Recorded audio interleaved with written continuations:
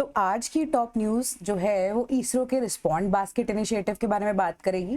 प्रधानमंत्री मोदी जी को highest award in Ethiopia दिया गया है for increasing the bilateral relationships और taking the bilateral relationships to the next level. Then SIR complete हो चुकी है इन द 5 स्टेट्स जहाँ पे ऑनगोइंग थी। क्या क्या डिफरेंट था यहाँ पर फ्रॉम दैट ऑफ बिहार, उसको डिस्कस करेंगे। Welcome to sleepy classes. तो आज करंट अफेयर्स डिस्कस करेंगे from the Hindu and related multiple choice questions को डिस्कस करेंगे for the date of 17 December 2025। So next अब हम डिस्कस कर रहे हैं पहली news, that is Indian army receives final batch of Apache helicopters. Apache helicopters जो है वो यूएसए के साथ इंडिया की डील हुई थी नियरली, ठीक है, 2020 के अंदर।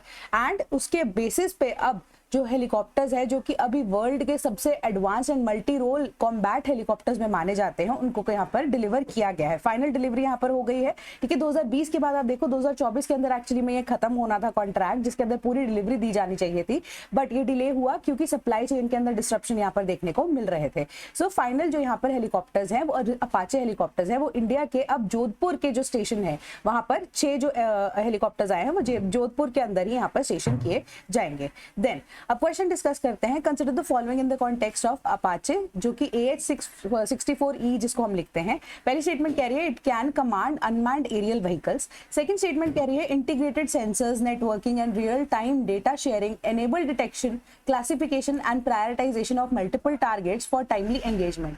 विच of the statements above is और आर करेक्ट?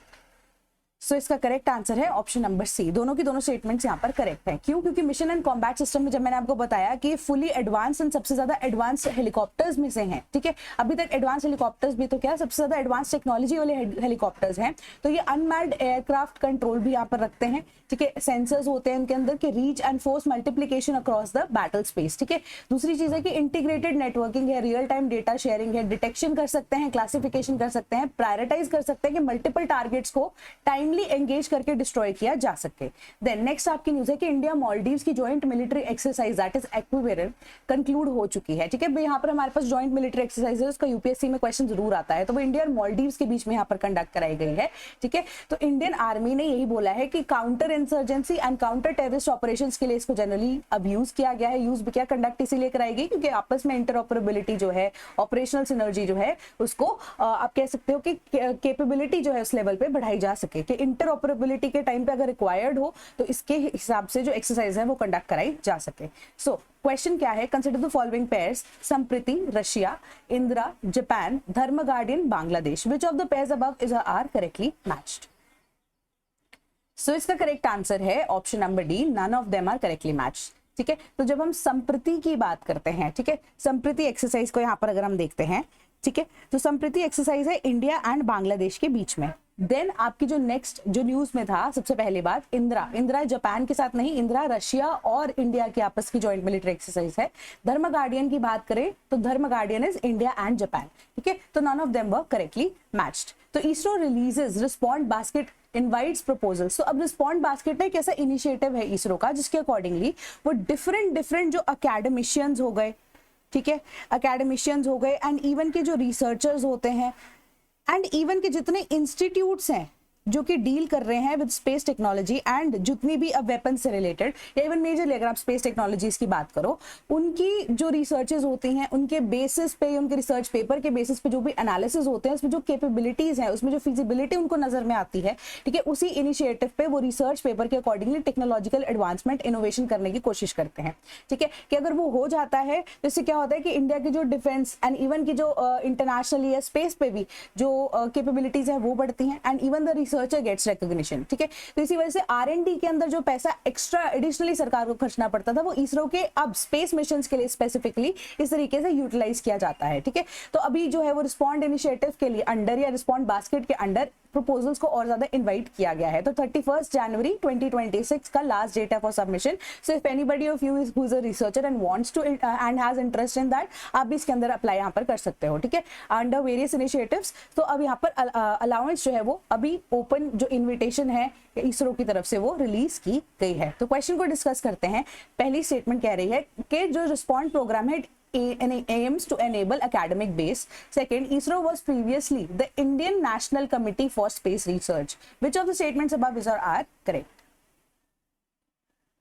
तो इसका करेक्ट आंसर है ऑप्शन नंबर सी। दोनों की दोनों स्टेटमेंट्स यहाँ पर करेक्टली मैच, तो मैच भी क्या है, दोनों के दोनों स्टेटमेंट्स यहाँ पर करेक्ट है।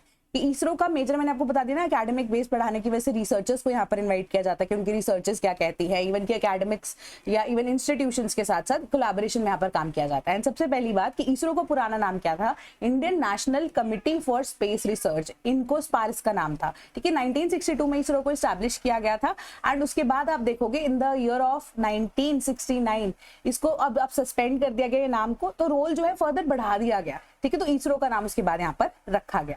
देन नेक्स्ट आपका जो यहाँ पर क्या कह रही है कि स्टडी एफर्म्स केरला की rich butterfly diversity in western Ghat region. Western Ghat region already UNESCO के अंडर तो यहाँ पर फॉल कर ही रही है ना। तो यहाँ पर आपको मेजर चीजें क्या याद रखनी है कि जो वेस्टर्न घाट्स हैं उसके अंदर केरला जो है वो होस्ट करता है सबसे ज्यादा डाइवर्सिटी ऑफ बटरफ्लाइज, ठीक है। बटरफ्लाइज के अंदर 328 स्पीशीज जो है डॉक्यूमेंट की गई हैं, 41 स्पीशीज जो है सिर्फ और सिर्फ वेस्टर्न घाट्स के अंदर ही यहाँ पर पाई जाती हैं, ठीक है। तो और इंपॉर्टेंट चीजें जिसको आपको नोट यहाँ पर रखना है कि 22 स्पीशीज जो है वो केरला से वो इंक्लूडेड है IUCN की रेड लिस्ट के अंदर, और जो मेजरली बाकी स्पीशीज है वो लीस्ट कंसर्न कैटेगरी के अंदर है, और 2 ऐसी स्पीशीज हैं जो कि नियर थ्रेटेंड के अंदर हैं। तो 70% जो बटरफ्लाई स्पीशीज हैं, 70% नहीं 70 स्पीशीज जो है बटरफ्लाइज की वो केरला की वो प्रोटेक्टेड है। कहाँ पे, वाइल्ड लाइफ प्रोटेक्शन एक्ट 1972 के अंडर, जिसमें शेड्यूल 1 के अंडर वो फॉल करती है, यानी कि उनका इंटरनेशनल एंड इवन की इंटरनेशनल ट्रेड जो है वो भी पॉसिबल यहाँ पर नहीं है, ठीक है। तो अब अगर हम देख रहे हैं कि 1800 जो है फीडिंग रिकॉर्ड्स यहाँ पर पाए गए हैं, फीडिंग रिकॉर्ड्स मतलब एक्चुअली में रिटर्न रिकॉर्ड्स हैं जिसके अंदर 350 नए ऐसे ऑब्जर्वेशंस को इन्वॉल्व किया गया है एंड प्लांट स्पीशीज को भी एंड इवन फ्लोरा फोना को ऑल टुगेदर अगर हम देखें तो वेस्टर्न घाट्स जो है अपने आप में ही एक यूनिक ऐसी जगह, ऐसी आप कह सकते हो कि ऐसी स्पीशीज को केटर करता है जो कि अपने आप में ही यूनिक है, ठीक है। सो क्वेश्चन को डिस्कस करते हैं। Consider the following in the context of western Ghats. First, they stretch across 5 states of India. Second, it covers under 6% of the land area of India but contains more than 30% of all species found in India. Which of the statements above is or are correct? So the correct answer is option number B. सिर्फ second statement है, 5 नहीं, ये 6 states को यहाँ पर cater करता है, ठीक है। कौन सी स्टेट्स हैं? Kerala, Tamil Nadu, Karnataka, Goa, Maharashtra and Gujarat. And second जो हमारा यहाँ पर पॉइंट था दैट इज ऑल्सो करेक्ट, ठीक है। ये वेस्टर्न घाट जो है ऑल टुगेदर आपका जो एरिया है, ठीक है, 6% टोटल एरिया भी यहाँ पर कवर नहीं करता है इंडिया का, 6 से थोड़ा सा कम ही है। बट अगर आप देखोगे कि इंडिया की जो स्पीशीज है उसके अंदर 30% से ज्यादा स्पीशीज जो है इंडिया के अंदर फाइंड की जाती है when it comes to western Ghats. तो अपने आप में ये मैंने बताया ना आपको, यूनिक एंड एंडेमिक स्पीशीज को भी ये केटर करता है।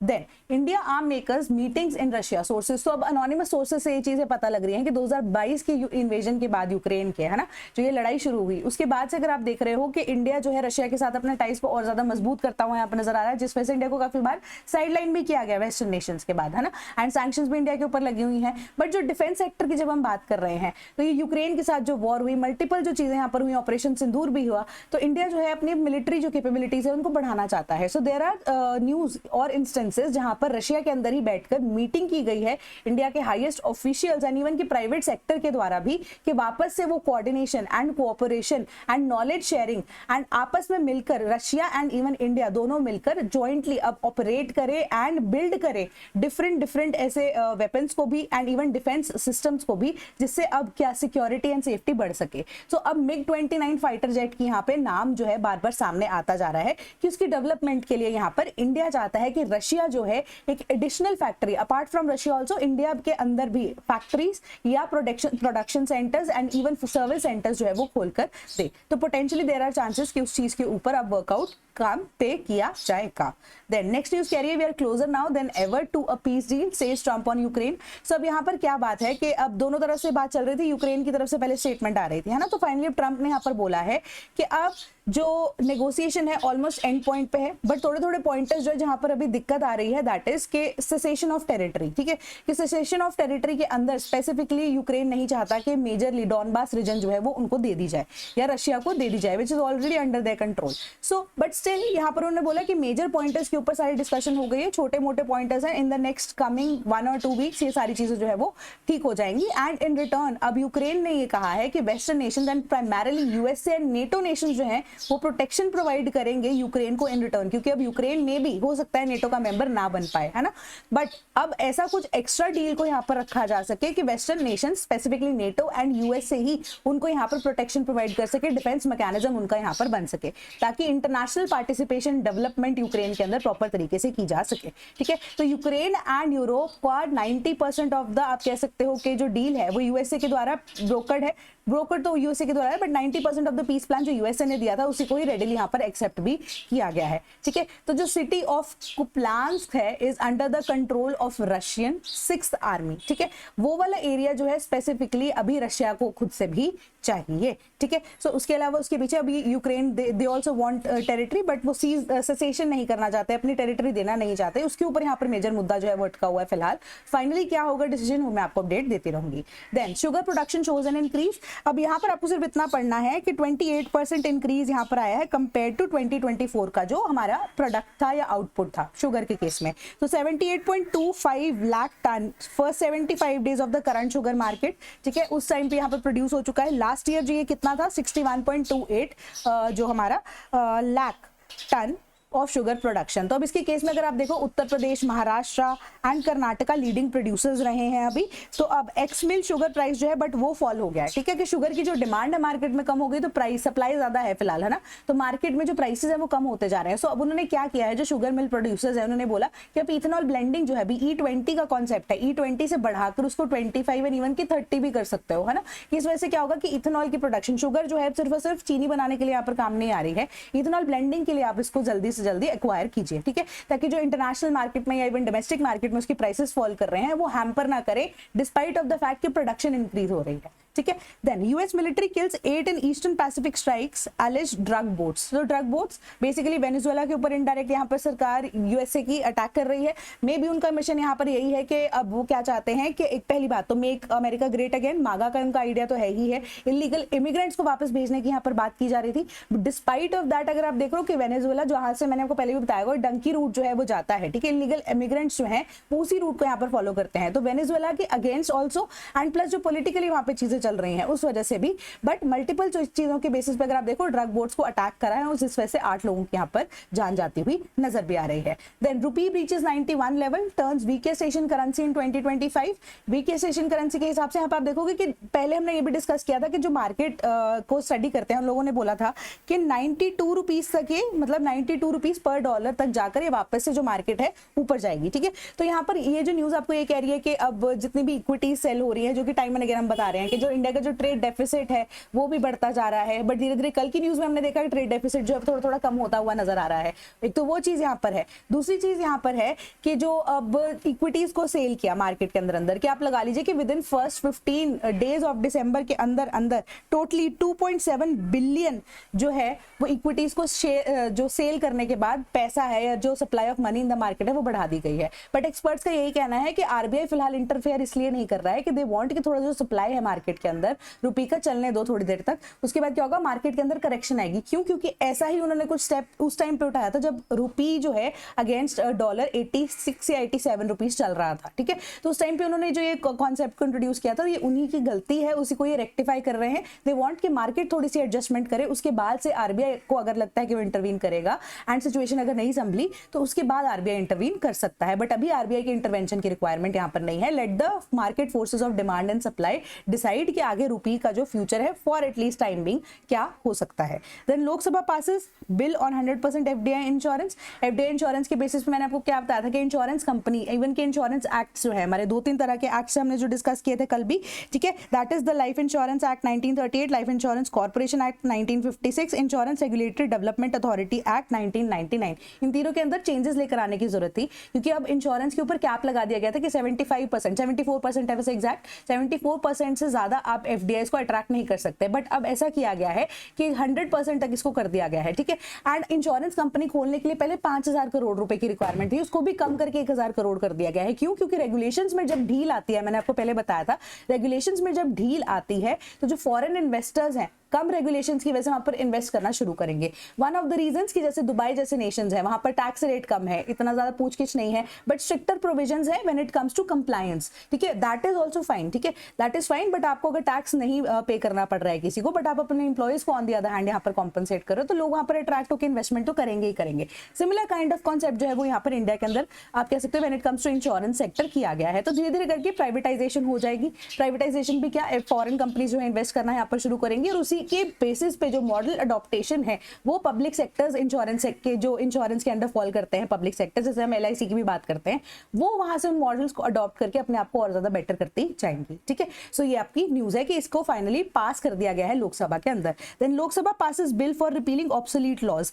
ऑब्सोलीट लॉज में स्पेसिफिकली यहाँ पर आपकी बात की गई है किसके कॉन्टेक्स्ट में, when it comes to the Indian succession act. तो ऐसे 71 ऑब्सोलीट एंड आउटडेटेड लॉज हैं जिनको अब चेंज करने के लिए या इवन कि रिपील करके नए एक्ट्स को लेकर आने की यहाँ पर बात की गई है। क्यों? क्योंकि अब लॉ का ना एक इंपॉर्टेंट फंडा यही रहता है कि हम बोलते हैं उसको लीगल डॉक्यूमेंट है। कॉन्स्टिट्यूशन भी is also law, mother of all the laws in India, है ना। तो कॉन्स्टिट्यूशन जो है उसको आप चेंज करते हो ताकि वो एक लिविंग डॉक्यूमेंट रहे, चेंज करते हो without amending the basic structure, है ना, ताकि वो अभी की जो सिचुएशन है, सिनेरियो है, उसके अंदर फुलफिल कर सके आपकी खुद की ही जनता की डिमांड को, है ना। तो अब उसी डिमांड के बेसिस पे जो प्रोग्रेसिव लेजिस्लेशन है ये कंट्रीब्यूट करेगा कि जो लिविंग है सिटीजन्स के लिए वो आसान हो सके in the country of India. Then next news है कि supreme court expresses shock over money loss due to digital arrest fraud. तो डिजिटल अरेस्ट के बेसिस पे हमने देखा है, ऑलरेडी अमाउंट आपको बताई गई है। उन्होंने सुप्रीम कोर्ट ने यहाँ पर बोला है कि इतना सारा पैसा 3000 करोड़ रुपया सिर्फ और सिर्फ 2022 से 2024 के बीच में डिजिटल अरेस्ट के थ्रू गया है, ठीक है। तो ये डेफिशिएंसी ऑफ सर्विस दिखाता है when it comes to the government responsibilities, कि सरकार को उन्होंने ये बोला कि 3000 करोड़ तो ये वो है जिन्होंने अपनी रिपोर्ट दर्ज कराई है। ऐसे बहुत सारे लोग होंगे जिनको पता ही नहीं है रिपोर्ट दर्ज कहाँ करानी है, या जिन्होंने जानबूझ के लिटिगेशन के कॉस्ट को अवॉइड करने के लिए यहाँ पर जो पैसा है वो गवाया है ताकि वो आगे से यहाँ पर फ्रॉड से बच पाए। तो अब ये अमाउंट एक्चुअली में एक्सेसिव है बहुत ज्यादा, कि फाइनली अब आपको काम करना पड़ेगा कि आपको पैचेस नहीं लगाने हैं, ठीक है, कि जैसे कोई रोड टूट जाती है उसके ऊपर पैच वर्क करते हो ना, वो पैच वर्क आपको नहीं करना है। आपको प्रॉपर फ्रेमवर्क को यहाँ पर स्टैब्लिश करना है कि डिजिटल फ्रॉड या डिजिटल अरेस्ट किसी के साथ होता है तो किस तरीके से जो पनिशमेंट है वो दी जाएगी आइडेंटिफिकेशन के बाद। Then Rajya Sabha clears additional funds for fertiliser subsidy. अब हमें पता है कि फर्टिलाइजर सब्सिडी के केसेस में क्या हुआ था, कल न्यूज में हमने ये डिस्कस किया था कि फर्टिलाइजर्स जो है उनकी डिमांड मार्केट में इस सीजन में ज्यादा बढ़ी क्योंकि एग्रीकल्चरल आउटपुट हमारा ज्यादा था, मॉनसून्स बेटर हुए थे, है ना। तो उस वजह से फर्टिलाइजर्स की डिमांड जब बढ़ी, क्योंकि फर्टिलाइजर पे सब्सिडी सरकार यहाँ पर देती है, तो उस वजह से सब्सिडी जो है उसका अमाउंट भी थोड़ा सा बढ़ गया। तो एडिशनली सरकार को पैसा चाहिए था, वही पैसा जो है फाइनली अब राज्यसभा ने क्लियर कर दिया है, ठीक है, कि एडिशनल फंड्स जो है specifically in the category of fertiliser subsidy वो अब अलाउ किए गए हैं by the Rajya Sabha. Then prime minister honoured with Ethiopia's highest award. अब हमें पता है कि उनका जो दौरा है वो आप कह सकते हो प्रधानमंत्री का दौरा है 3 नेशंस का। ओमान की बात की थी हमने, इथियोपिया की बात की थी, ठीक है। सो अब ये तीनों नेशंस के अंदर स्पेसिफिकली वो इथियोपिया उनका विजिट यहाँ पर हुआ। तो इसी विजिट के बेसिस पे जो उनके काउंटर पार्ट है वहां पर, काउंटर पार्ट मतलब जो प्राइम मिनिस्टर हैं ऑफ इथियोपिया, उन्होंने उनको यहाँ पर नवाजा कि इंडिया के और इथियोपिया की जो टाइज है उनके वजह से या उनके आने की वजह से और ज्यादा बेटर हुए हैं, कि strategic partnership after PM Modi came into power India और इथियोपिया की बेटर होती गई है और बायलैटरल इंटरेस्ट को यहाँ पर केटर किया जा रहा है। देन नेक्स्ट है कि centre introduces bill to replace MNREGA. MNREGA वाला जो बिल है उसको इन डिटेल हमने कल डिस्कस कर लिया था कि नंबर ऑफ आवर्स जो है उनको बढ़ाया जाएगा, नंबर ऑफ डेज को, नंबर ऑफ आवर्स तो चलो बढ़ ही गए हैं ऑटोमेटिकली, नंबर ऑफ डेज जो है इनको बढ़ाया जाएगा। अब वो सप्लाई ड्रिवन नहीं रहेगा, ठीक है, सॉरी सप्लाई ड्रिवन होने के बाद भी अगर आप देखो तो जो सेंट्रल गवर्नमेंट है वो सप्लाई जो है वो रोक सकती है ड्यूरिंग द फेस्टिव सीजन, है ना। तो it depends upon the central government, central government को एक्स्ट्रा पावर दे दी गई है। तो इंट्रोड्यूस किया गया इस बिल को डिस्पाइट ऑफ द फैक्ट कि ऑपोजिशन ऑलरेडी यहाँ पर इसको काउंटर कर रही थी एट मेनी पॉइंट्स, ठीक है, but that is not our role when it comes to examination point of view. हमें सिर्फ इतनी चीज पढ़नी है कि नाम क्या है, विकसित भारत गारंटी फॉर रोजगार आजीविका मिशन ग्रामीण, ठीक है, VBG राम जी बिल, ठीक है। तो अब जो मनरेगा एक्ट है उसको टोटली रिपील करने की यहाँ पर बात की जा रही है एंड ये आपको नाम बता दिया गया है कौन सा एक्ट है। Then election commission publishes draft voter list for 5 states और यूटीज। तो यहाँ पर आपको सिर्फ इतना पढ़ना है कि जो इंटेंसिव रिवीजन बिहार के अंदर हुई थी उसके अंदर फिजिकली यहाँ पर बोला गया था कि आप अपनी सिटीजनशिप को प्रूव कीजिए, ठीक है। तो अब उस केस को अब इतना ज्यादा बढ़ावा यहाँ पर मिल गया, बट अब जो 5 ऐसी और स्टेट्स हैं जहाँ पे SIR को कंडक्ट कराया गया है, ऐसा कुछ रिक्वायर्ड नहीं था। 2002 के डेटा के बेसिस पे जो ऑलरेडी एग्जिस्टिंग वोटर्स हैं उनका data as it is use कर लिया गया, एंड जो नए आप कह सकते हो वोटर्स रजिस्टर हुए हैं तो उनकी आइडेंटिटी के बेसिस पे, उनके एड्रेस प्रूफ के बेसिस पे उनको एज अ वोटर रजिस्टर यहाँ पर किया गया है। तो नॉर्मल तरीके से जैसे SIR कंडक्ट होती है सेम ही तरीके से हुई, बट बिहार के केस में थोड़ा एक्सेसिवली यहाँ पे चीजें इलेक्शन कमीशन ने मे बी कर दी होंगी। तो अब इलेक्शन कमीशन ने ड्राफ्ट वोटर लिस्ट जो है for these 5 states and UTs यहाँ पर पब्लिश की है। तो इसके अकॉर्डिंगली आपको ये देखना है कि 58 लाख नेम्स जो है रिमूव किए गए from the existing voter list in West Bengal, 42 lakh Rajasthan के अंदर, 10 लाख गोवा के अंदर, and a little over the lakh in Puducherry, and nearly 1500 नाम जो है लक्षद्वीप के जो वोटर लिस्ट है उनमें से यहाँ पर डिलीट किए गए हैं। ठीक है, तो अब यहाँ पर यही चीज आपको न्यूज के अंदर बताई गई है। बाकी जो एक्स्ट्रा पॉइंटर्स हैं यहाँ पर वो आपको पढ़ने की जरूरत नहीं है। देन अब जो यूपीएससी के फाउंडेशन बैच है for 2026-2027 they are live now. तो आपको कोई भी बैच की इंक्वायरी करनी होती है तो 1800-890-3043 हमारा टोल फ्री नंबर है, या sleepy.class@gmail.com पे आप हमें ईमेल भी कर सकते हैं for any kind of course inquiry. ठीक है, या आप हमारी वेबसाइट पे विजिट कर सकते हैं www.sleepyclasses.com। एंड यूपीपीसीएस का batch is also live now. Same हमारा जो टोल फ्री नंबर है, सेम हमारी ईमेल है, सेम हमारी वेबसाइट है, वहां पर जाकर आप कोर्स को चेकआउट कर सकते हैं। तो that is all from my side today. Thank you so much.